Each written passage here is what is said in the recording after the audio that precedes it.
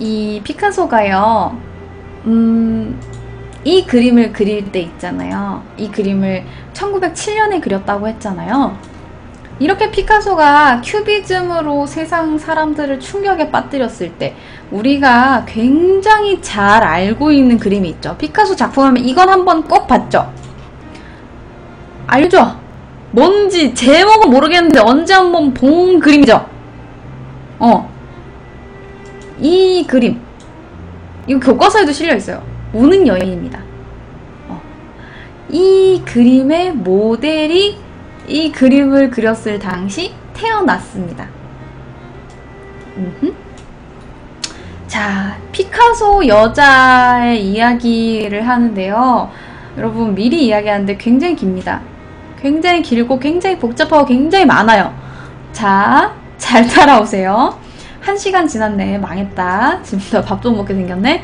자, 우리는 지금 이렇게 게르니카의 그림을 그리면서 뭔가 막 세상에 스페인 내전의 참상을 알리려고 노력을 했고, 뭔가 막 본인의 그런 막 생각들, 뭔가 틀을 깨면서 엄청난 큐비즘, 이 입체파를 탄생시킨 이 엄청난 화가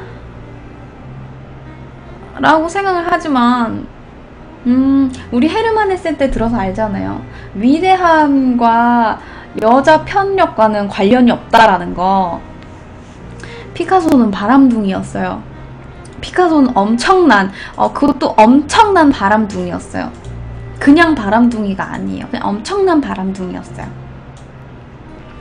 자, 여자 이야기를 시작해볼까요? 자, 여자 이야기를 시작해보겠습니다. 1912년. 아까 내가 설명을 했죠? 아까 처음에 봤던 여자. 아우, 사진 정말 너무 많잖아. 이 여자 지난 다음이에요. 1912년이 일입니다. 1912년. 31살에 에바 구엘이라고 알려져 있던 마르셀 험버트라는 27살의 여자를 만납니다. 에바 구엘의 사진이 말입니다. 에바 사진이 너무 많다.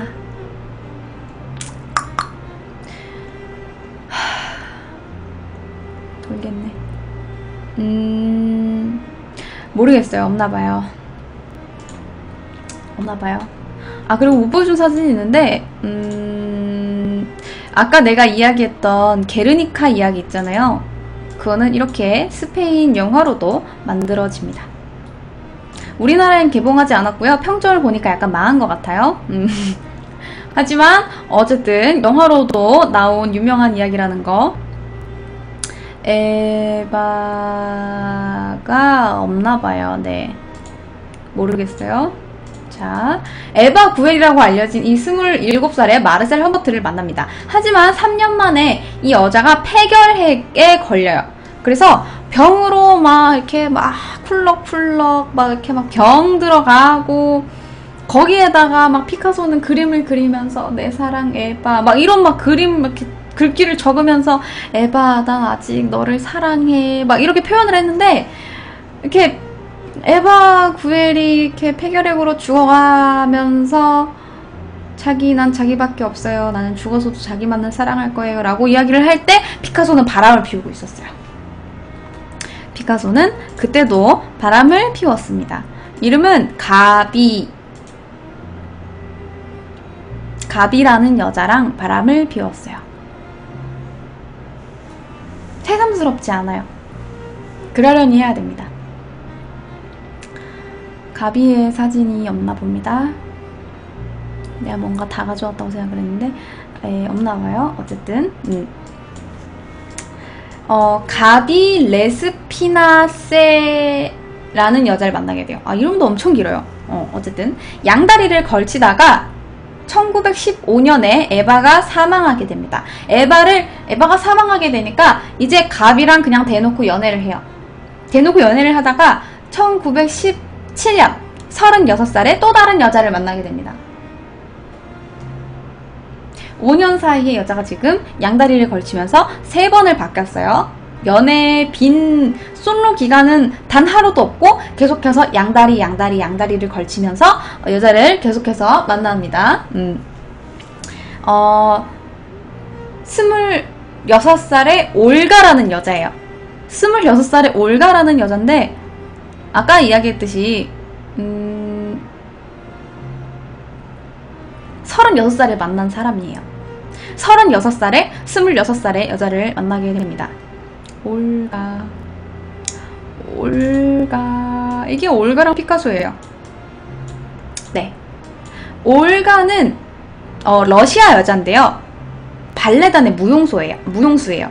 그런데 이제 급속도로 가까워져서 연애를 하고 그러는데 사실 올가는 피카소가 뭔가 되게 남자다워서 좋다든가 아니면 뭔가 그의 그림이 좋았다든가 그런 건 딱히 없었어. 그냥 이 피카소의 돈이 좋았고 피카소의 유명세가 좋았던 거예요. 항상 상류층에 대한 동경을 합니다. 이 올가라는 여자는. 그리고 피카소가 그걸 채워줄 수 있다고 믿었어요. 사실 발레리나는 고상해 보여서 시작을 한 거고 비전이 없으니까 괜찮은 남자를 물어서 결혼을 해야겠다라고 생각을 하고 있었던 때였어요. 그때 마침 나타난 게 피카소인 거죠.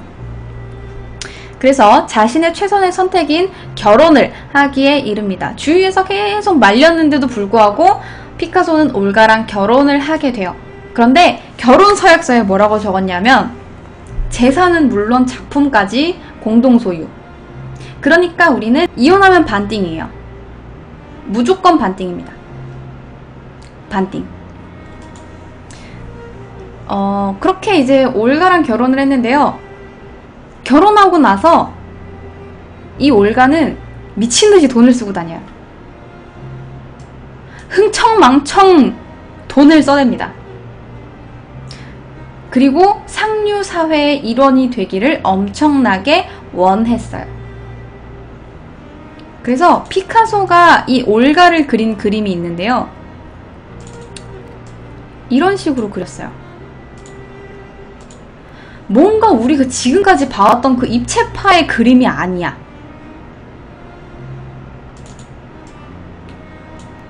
올가예요.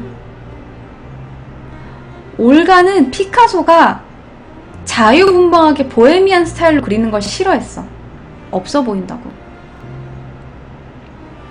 굉장히 고상하고 지적으로 자신을 그려주기를 요청합니다. 그래서 맨날 막 돈을 막 쓰고 다니고 상류층 파티를 다니고 막 이러는데 피카소가 잠깐 거기에 맞춰줬는데 너무나 사치스러운 생활을 계속하다 보니까 이제 슬슬 질려가고 있을 때였어요. 나이가 40살이었습니다. 40이었는데 그때 마침 아들이 태어나요. 나이 40에 첫 아들을 봅니다. 폴이에요. 폴. 그래서 피카소는 아들이 태어났으니까 일단 아들을 사랑하긴 했어. 아들을 사랑하면서 올가랑 자기 자식을 같이 그림에 담습니다. 어디 있냐면 이렇게요. 자기 아들이랑 와이프예요. 이런 식으로. 그러니까 계속해서 사랑을 주긴 했는데 올가는 계속해서 히스테릭해졌고 계속 상류사회에 막 이런 생활을 모방을 하니까 피카소가 짜증이 난 거죠. 그런 생활에 너무 질렸던 피카소는 당시를 올가는 나에게서 너무 많은 것을 원했으며 그때는 내 인생 최악의 시절이었다라고 회상합니다. 최악의 시절이면 어때야 돼요? 딴 여자 만나면 되죠. 1927년에 또 다른 여자를 만납니다. 마리 테레사 월터라는 여자를 만나게 돼요. 마리 테레즈 월터라는 여자예요. 이렇게 생겼어요. 능력자죠. 당시 나이는 17살. 17. 어리고 예쁜 여자죠. 당시 피카소의 나이는 46. 46에 17살짜리를 만납니다. 바람을 피워요. 그리고 올가는 꿋꿋하게 버팁니다. 나 몰라. 이혼 못 해줘. 아, 나 이혼 못 해. 아, 싫어. 난 싫어. 난 이혼 안 해줄 건데. 이혼 안 해줄 거야. 라고 계속해서 버티던 올가는 마리테레즈가 임신했다는 소식을 듣고 짐 싸들고 나가버렸어요. 마리테레즈가 임신했어. 그래서 빡쳐서 남프랑스로 가버립니다. 하지만 이혼을 하진 않았어요. 이혼을 하지 않습니다. 반띵하기 싫었거든. 이혼하지 않아요. 올가가 죽을 때까지 이혼 안 해줍니다. 이혼 안 해. 이혼 안 하고 올가도 계속해서 이 피카소를 괴롭혔다라고 전해지고 있어요. 그래서 혼인관계는 올가가 죽을 때까지 계속되었고요. 덕분에 어떤 여자도 올가가 죽을 때까지 결혼은 못한다는 거. 어쨌든 이 마리테레즈라는 여자를 백화점에서 처음 만나게 됐어. 백화점에서 딱 만났는데 이 여자가 너무 예쁜 거지. 그래서 예술가들이 하는 멘트 있잖아요. 아가씨 굉장히 매력적이게 생겼는걸? 굉장히 흥미롭게 생겼어. 당신을 내 그림에 담아보고 싶군. 막 이렇게 이렇게 친 거야. 이걸 막 이렇게 그러면서 막 사랑의 총알을 막 빵야 막 이렇게 막 쏘고 있는데 너무 작업이죠. 너무 빵야 쏘고 있는데 이 우리 같으면 피카소다. 대박. 날 그려준다고요? 라고 할 것 같잖아요. 마리테레즈는 피카소를 몰랐어. 아저씨 누구세요? 아저씨 누구신데? 그래서 피카소는 이 여자의 손을 잡아 끌고 근처 서점으로 가서 자신의 작품집을 보여줍니다. 얼마나 굴욕적인지 몰라요. 약간 그런 거지. 내가 BJ인데 우리 방 게스트 한번 할래요? 그랬는데 누구신데요? 아니 그 있잖아. 내가 아프리카를 하는데 아프리카 BJ인데 내가 순위가 500이 이런 거. 개 굴욕적이죠? 어쨌든 마리는 피카소와 사랑에 빠지게 됩니다. 사랑에 빠지게 되고 당시 피카소의 작품들 대부분의 모델로 이 마리테레즈를 그립니다. 마리테레즈는 엄청나게 많은 작품에 등장을 합니다. 여러분이 또 알고 있는 작품이죠. 이 작품의 모델이 바로 마리테레즈예요. 굉장히 아름답고 섹슈얼하고 밝은 느낌으로 마리를 그립니다. 이게 1932년에 그린 꿈이라는 작품이에요. 마리는 아주 착하고 아주 순종적이에요. 아주 사랑스럽죠.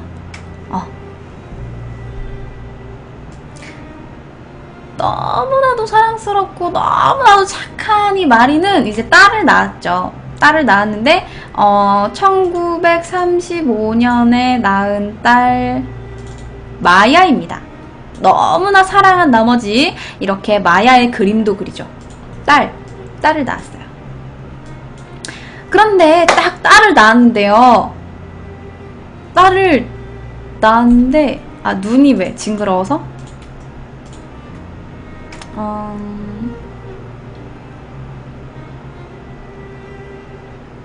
없나? 마야 사진이 없나? 마야 사진 여기 있다. 이게 이제 당시 마야예요. 이 마야를 이렇게 재해석 한 겁니다. 마야 그림이에요. 딸 싫어했나? 딸을 좋아했어요. 아이를 굉장히 좋아했거든. 어쨌든 그래서 이렇게 너무나 순종적이고 너무나 착하고 너무나 사랑스러운 이 마리에게서 마야라는 딸을 얻고 바람을 피웁니다. 도라마르라는 여자랑 바람을 피우기 시작합니다. 도라마르찡 이분이에요. 이분이랑 이제 바람을 피우게 됩니다. 그리고 마리랑 관계는 쫑나게 되죠.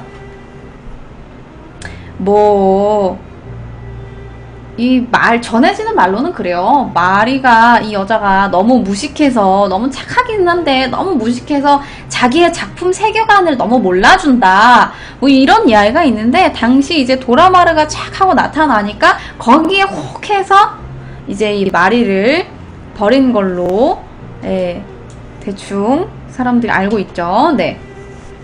이 도라마르라는 여자는 굉장히 이미지가 다르죠. 이 마리는 되게 뭔가 멍한 듯, 뭔가 순종적인 듯, 뭔가 착한 듯, 이렇게 막 멍한 느낌인데, 도라마르는 어때요? 눈 빡 힘주고, 검은 머리 딱 하고, 쫙 올려붙고, 느낌은 완전 다르죠. 이 도라마르는 사진작가예요. 사진작가인데, 아르헨티나에서 자라서, 이 피카소의 모국어였던 스페인어를 굉장히 잘했대요. 그래서 피카소가 되게 좋아했대요. 둘이 딱 처음 만났을 때는 카페에서 처음 만났어. 카페에서 처음 만났는데 이 도라마르가 피카소 앞에서 재간을 부린 거예요. 어떻게 부렸냐면 칼이에요. 칼. 피카소라고요? 잘 봐요.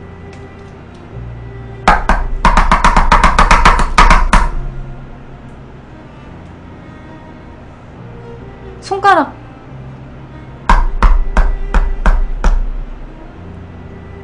찍게 했어. 그러다가 손 찍었어.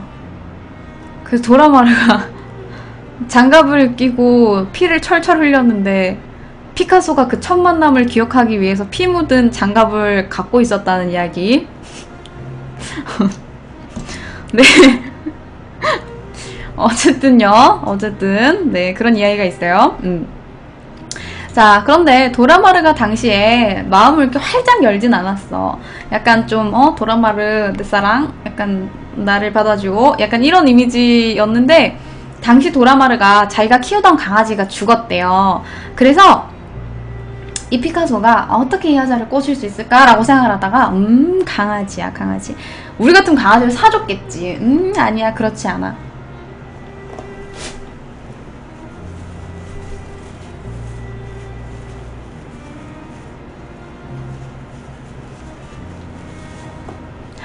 망! 진짜야. 진짜라니까? 진짜라고 했죠.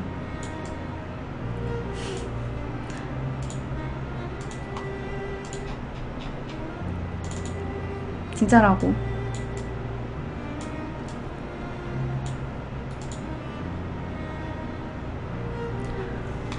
항상 휴지나 종이로 강아지 모양을 만들어서 도라마를 위로해줬대요. 너무나 착한 마리 테레즈와는 달리 뭔가 굉장히 지적이고 감정적이고 도발적인 도라마르에게 빠진 피카소. 앞서 이야기했던 아비뇽의 처녀들이 그려졌을 때 태어났던 게 바로 이 도라마르예요. 당시 피카소의 나이는 55세, 도라마르의 나이는 29세. 아주 여자 취향이 아주 소나무예요. 나이가 먹는데 만나는 여자는 계속 한결같아요. 이 도라마르라는 여자가 우는 여인의 모델입니다. 나중에 피카소가 도라마르한테 그랬대요. 네 첫인상은 빨강이랑 검정이야.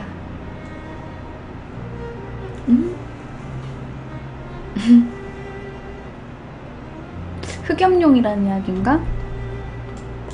아무튼 사랑이 깊어갈수록 피카소는 도라마르를 다른 보통의 모델들과는 조금 다르게 그렸어요. 아까 이 마리 테레즈를 대상으로 그린 그림은 굉장히 밝고 뭔가 막 이렇게 온화하고 그런 느낌이죠. 평화로운 느낌이잖아요. 그런데 도라마르를 절대 그렇게 그리지 않았어요. 도라마를 보면 여러분들 느껴지는 느낌이 어때요? 지적이죠. 카리스마 넘치죠. 뭔가 강할 것 같죠. 그리고 아까 칼 가지고 막 이거 막 했다 그랬잖아. 깨발랄, 깨방정, 재치 있어요. 그죠? 그런 여자를 항상 우는 여자로 그렸어요. 항상. 겉모습을 똑같이 그리는 게 피카소한테는 중요한 게 아니에요. 내가 어떻게 도라마를 생각하는지가 더 중요했어요. 그래서 도라마한테 이렇게 이야기했대요. 너는 나에게 늘 우는 여자야. 이건 사디즘도 아니고 즐거워서도 아니야. 단지 내게 보이는 너를 그릴 뿐이야. 이게 진실이지. 이게 나의 너야. 라고. 울면서 느껴지는 모든 변화가 이 얼굴 안에 다 있습니다. 울면서 눈이 이렇게 휘어지면서 인상을 쓰게 되죠. 입은 막 너무나 슬퍼하고 있죠. 손수건이 손인지 손수건인지 뭔지 모르겠고요. 앞 뒤의 변화. 모든 걸 한 번에 다 그렸습니다. 이거 보면 약간 요즘 나오는 그 착시 그림이랑 비슷하지 않나요, 여러분들?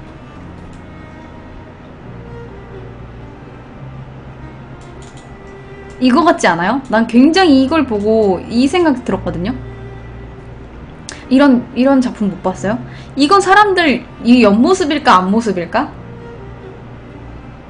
옆모습일까 앞모습일까? 이런 거죠. 이런 거. 앞모습이면서 옆모습인 거죠. 쩔죠.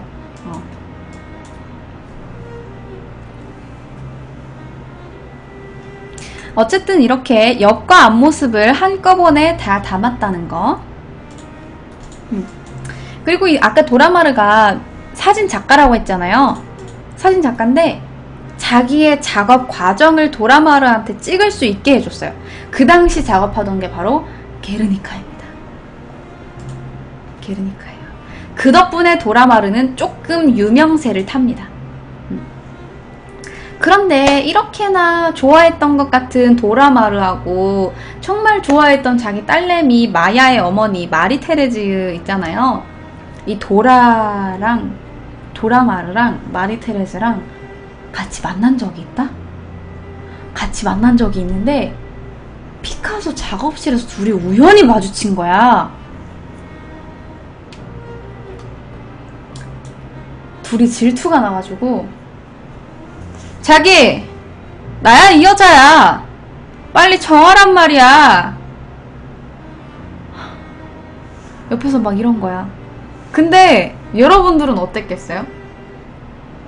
내 딸내미의 엄마인 마리 테레즈 편을 들어줄까요? 아니면 내가 지금 너무나 좋아하는 도라마르의 편을 들어줄까요? 어떡하죠? 피카소는 그랬어요. 내가 왜 골라야 되는데? 안 고를 건데? 근데 니네 둘이 만났는데 왜 치고받고 안 싸워? 그래서 그 말을 들은 도라마르하고 막 마리 테레즈하고 막 순식간에 머리 끄댕이를 잡고 막 바닥을 구르면서 막 싸운 거예요.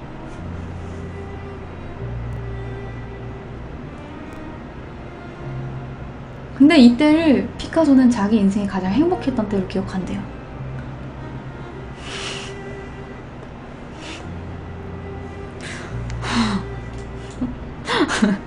되게 특이하죠. 그런데 이 도라마르는 굉장히 보면 알겠지만 굉장히 자존감이 강하고 자신감이 강한 여자였어요. 그래서 자기가 질투하고 있다는 사실을 인정하기 싫은 거예요. 내가 왜 이 남자한테 매달려야 돼? 이 남자는 나이가 50살이 넘었고 난 아직 20대인데 왜 내가 이 남자한테 매달려가지고 쩔쩔매면서 막 와이프한테 내가 왜 머리 끄댕이를 뜯겨야 되지? 라고 생각을 했던 거죠. 그래서 보통의 여자 같으면 헤어졌겠지. 근데 그러지 않았어. 피카소가 도라마르의 손을 잡고 정신병원에 데려갔거든. 그래서 정신병원에 치료를 받게 됩니다. 그런데 도라마르가 생전에 그렇게 돈이 많지 않았거든요. 그 궁핍한 생활 속에 몇 가지 없는 자기 살림살이를 가지고 정신병원에 들어가면서도 피카소가 그려준 자기 그림을 들고 가슴에 이렇게 들고 들어갑니다. 그리고 죽을 때도 피카소가 그려준 그림을 가슴에 꼭 잡고 죽었대요. 피카소를 죽을 때까지 엄청나게 좋아하긴 했던 거죠. 어쨌든 이 도라마르라는 여자는 정신병원에서 사망합니다. 뭔가 마음이 아프죠. 그리고 나서 이제 피카소가 세월이 흘러 61살이 됩니다. 61살이 되는데요. 무섭죠, 여러분. 이제 슬슬 너무 많죠? 61살이 돼요. 그런데 이 당시에 이제 또 여자를 만납니다. 61살의 여자를 만나게 되는데요. 이름은 프랑스와즈 질로라는 여자예요. 이 프랑스와즈 질로라는 여자는 굉장히 유복한 환경에서 자랐어. 굉장히 유복한 환경에서 자랐는데 당시 61살, 21살, 61, 21, 나이가 40살 차이. 술집에서 처음 만났는데요. 또 작업을 걸었어. 저기 아가씨께 배지밀비 한 잔. 저기 있는 테이블의 술 다 내가 계산하겠어. 그래서 그 테이블에 술을 딱 다 사줬대요. 이 시기에 61살의 피카소는 돈 걱정을 하던 때가 아니었거든요. 그래서 이제 프랑스의 중요한 예술가의 일원이 되던 시기였는데 이제 이때 이 프랑스와 질로가 도라마르 대신 이 피카소의 뮤즈가 됩니다. 그래서 10년 가까이 같이 살았는데요. 아들 하나 딸 하나를 두었어요. 아들 하나 딸 하나를 뒀는데 이후에 질로가 너무 피카소가 폭력적이고 바람을 너무 많이 피운다라는 이유로 자기 발로 그냥 떠나버렸습니다. 자발적으로 피카소의 곁을 떠났던 여자는 이 프랑스와즈 질로가 처음이에요. 그리고 정답입니다. 바람 피우고 있었어요. 61살에 21살 만나가지고 바람 피우고 있었거든요. 당시 질로는 피카소가 바람을 피운다는 거를 알고 있었어. 그 당시에 만났던 여자가요, 주느비에브라는 여자예요. 이거는 이제 당시에 예전에 주느비에브한테 좋아한다고 그려줬던 초상화 앞에서 늙어버린 주느비에브가 찍은 사진이에요. 이 여자가 늙은 거예요. 이 당시 이제 이 여자를 만났는데요. 진로가 떠나고 나서 이 여자도 같이 떠납니다. 그래서 여자가 한꺼번에 두 명이 정리가 샤샤샥 되어버립니다. 주느비에브도 없어지고 프랑스와즈 진로도 없어집니다. 왜냐하면 당시 이 주느비에브라는 여자가 우울증에 걸려 있었거든요. 우울증에 걸린 여자를 돌봐주기 싫었던 거지. 그래서 또다시 다른 여자를 만나게 됩니다. 1953년이에요. 1953년에 자클린이라는 여자를 만나게 됩니다. 자클린?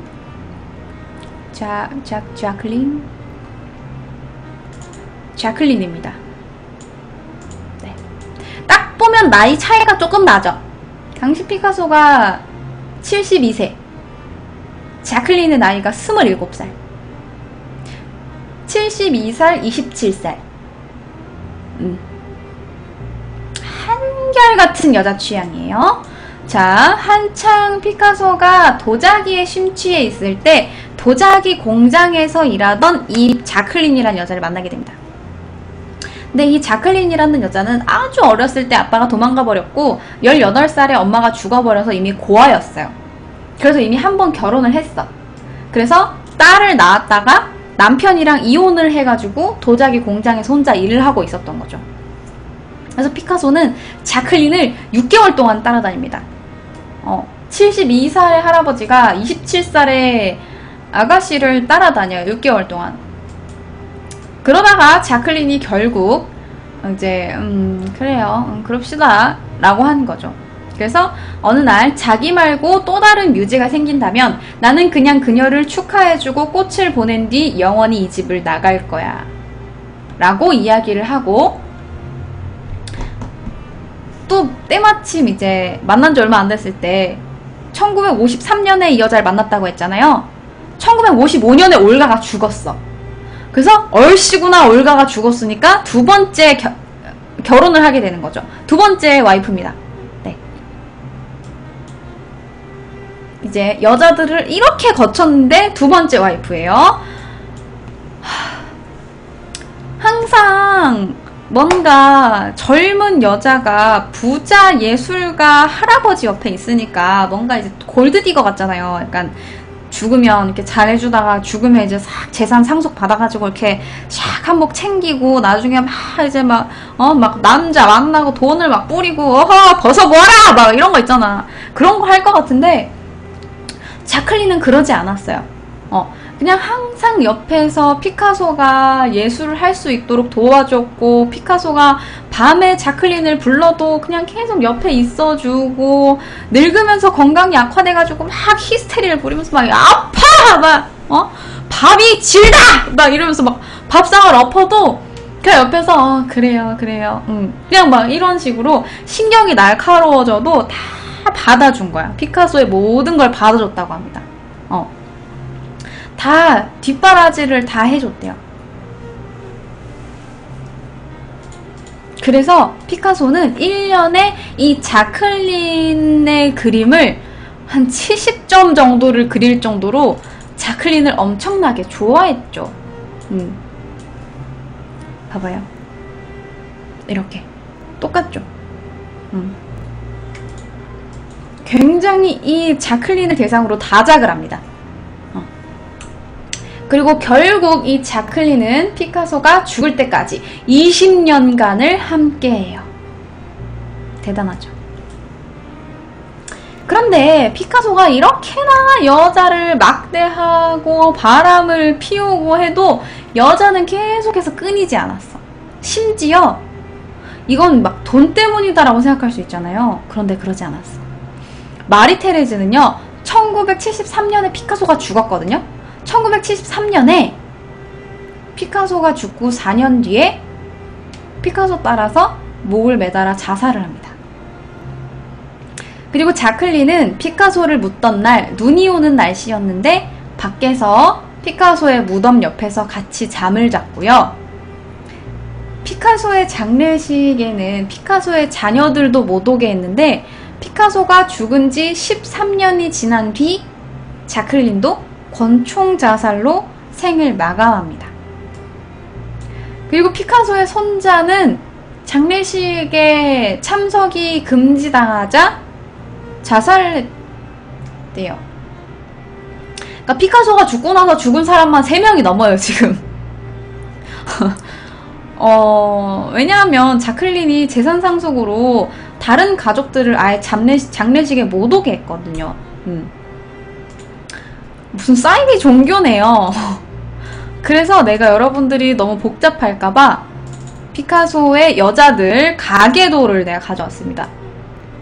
자, 여기에 피카소의 엄마고요, 피카소의 아빠고요, 파블로 피카소가 태어납니다. 피카소가 태어나서 첫 번째 여자, 자,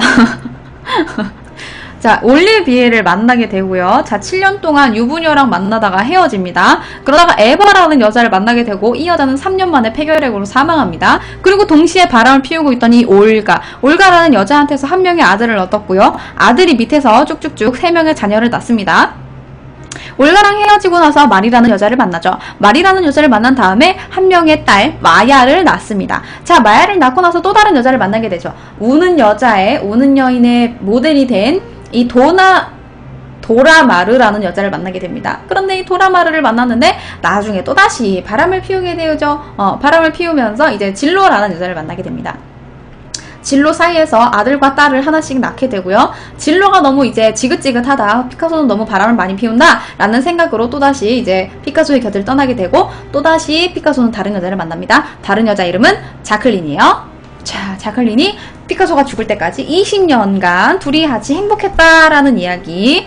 자, 그 중에 와이프는 딱 2명입니다. 여기에 올가랑 여기에 이렇게.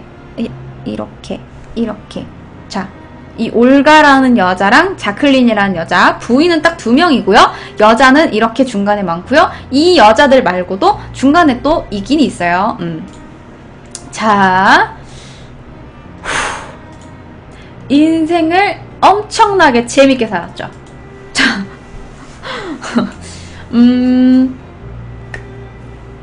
어쨌든 이 자클린이 재산 상속을 못하게 하기 위해서 다른 자식들을 못 오게 했는데 결국 다른 자손들한테 유산이 돌아가기는 했어요.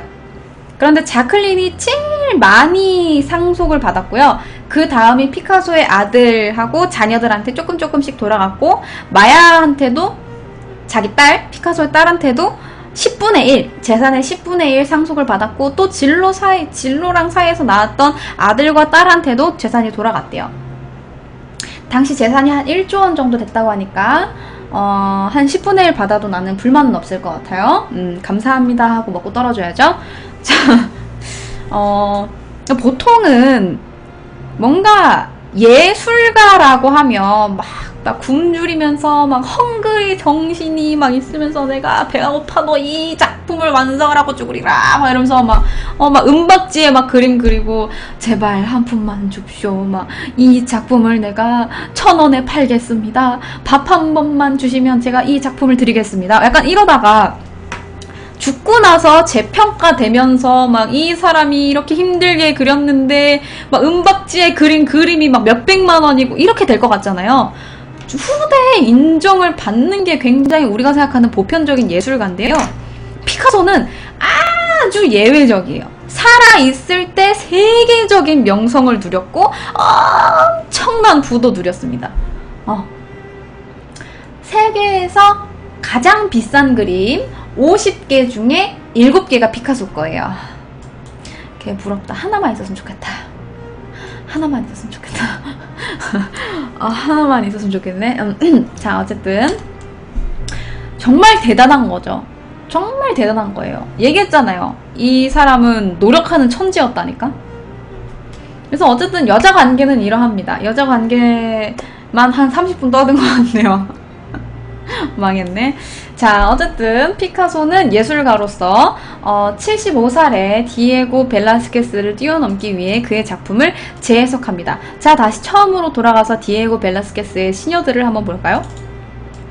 이게 디에고 벨라스케스의 시녀들이에요. 나중에 75살에 피카소가 재해석한 걸 한번 볼까요?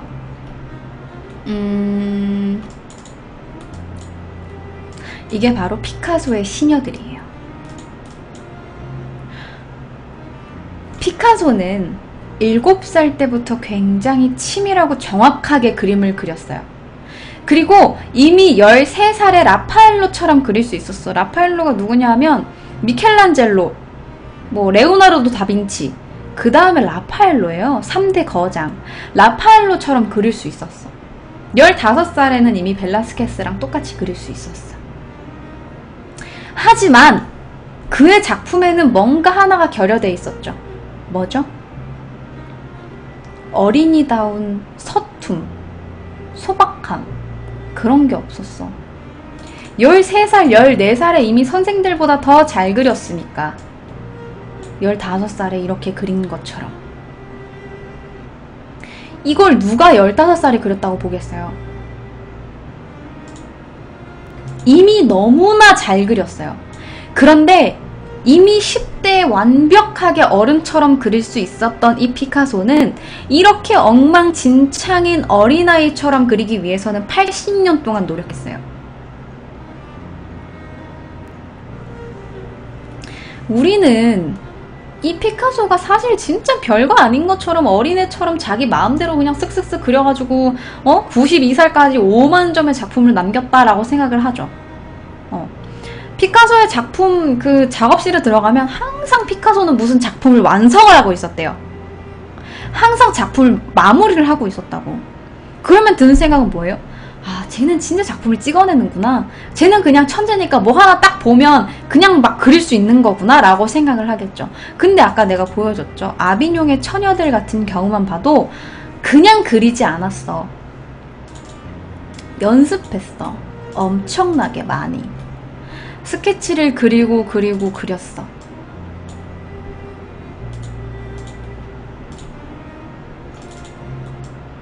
배운 걸 완전히 잊기까지.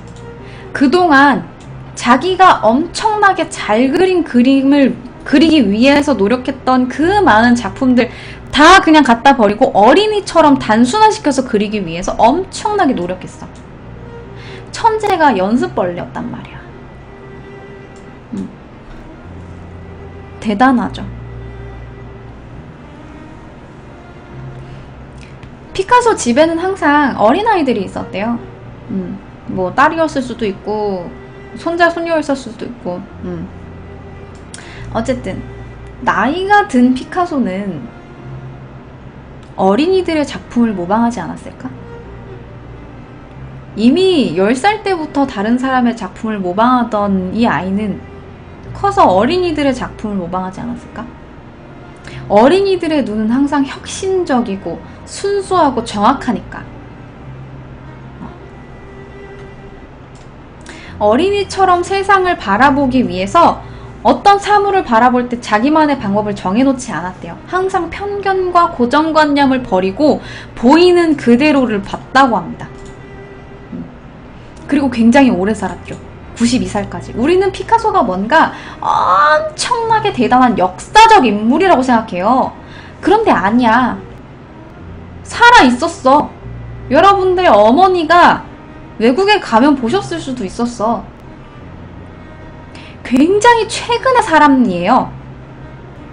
생각보다 죽은 지 얼마 안 됐어요. 그런데 이렇게 우리가 배우는 교과서에 나오고 이 정도야, 피카소가.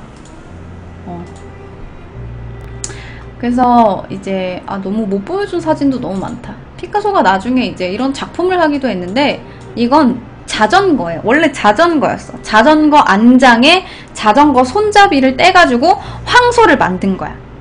이런 식으로 모든 재료를 부수고 조립하고 재해석하는 거야. 피카소는 이런 식으로 그림을 그렸어요. 그래서 굉장히 다작을 했거든요. 그리고 피카소 14살에 디에고 벨라스케스처럼 되고 싶었던 14살의 파블로 피카소는 결국 꿈을 이루고 92살에 사망합니다. 이게 바로 여러분들이 알고 있는 파블로 피카소의 이야기예요.